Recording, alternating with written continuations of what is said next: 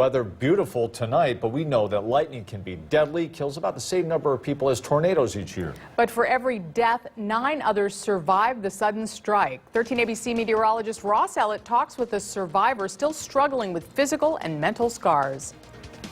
I'm just grateful to be alive. I don't care what my struggle is. I'm alive. 15 years ago, in the middle of May, dark clouds gave way to blinding rain as Shalmar Victor was driving to work. Same routine year after year.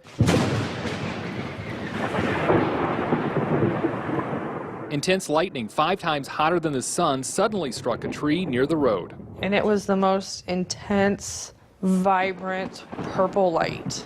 You can't even come close to trying to reenact that. But I took a charge. It bounced and hit the car.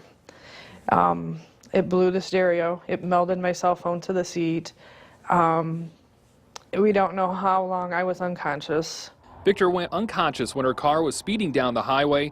Fortunately, she stayed on the road and stopped about a half mile before the next major intersection.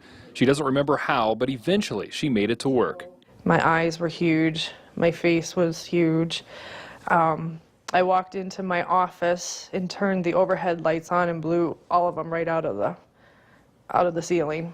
That is when she was rushed to the emergency room. Most of the burns that you get are almost always superficial, meaning they don't really penetrate anywhere. They kind of go over the surface of your body. The burns and short-term trauma faded within a week, but the long-term problems are still a challenge 15 years later. I have a lot of long-term memory loss. The birth of both my sons, I remember things that people told me happened in the birthing room.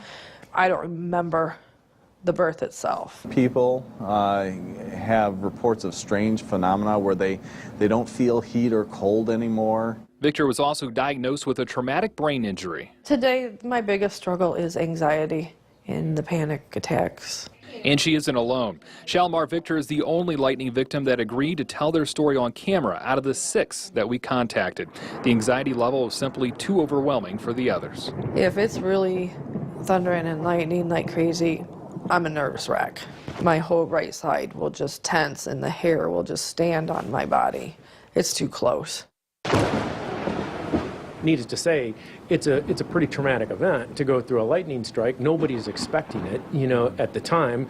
It comes out of nowhere, and all of a sudden you're on the ground and you don't know what happened. Some side effects of the accident are hard to explain, yet are strongly apparent every night.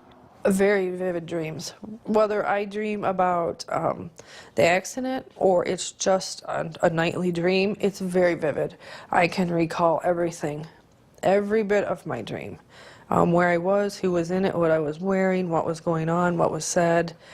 A lot of colors? A lot of colors. A lot of colors. If you do witness somebody being struck by lightning, their survival depends on you. They need first aid help, and you don't have to wait for the electric charge to dissipate. They need the help right away. They may be having cardiac arrest. The first thing you want to do is check for a pulse and start CPR as soon as possible. Don't mess around with it. Seek treatment right away and push the issue because it's not something that the ER sees every day. Now, getting struck by lightning is rare, but it does happen. Now, consider the Powerball. Your odds of winning that is 1 in 292 million.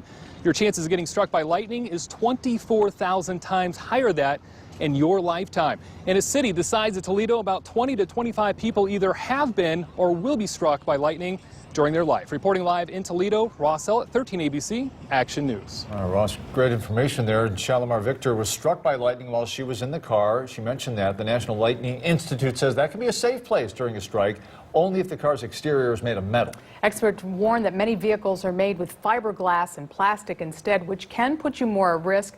The safest place to be during a storm is inside a closed building away from metal pipes and electronics.